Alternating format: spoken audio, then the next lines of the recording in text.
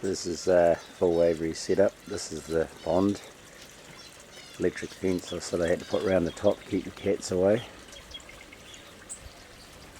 Since the big earthquake we had, I've had problems with mice. Put the metal at the bottom. Just open up this door. So at night it's fully sealed by double glazing.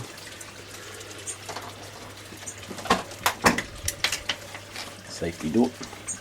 This is an entry door, and this is a separate aviary for holding little zebras and some quails.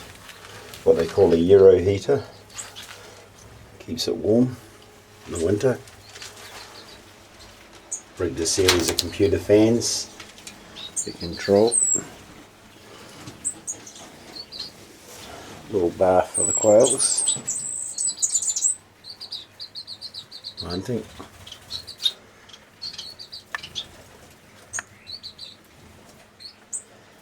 Zoom in on a few of them. Another fan in there using the summer. All their branches, just new these put in the last couple of days. Series of nest boxes. This is their sort of maze on the roof. Series of perches they sleep.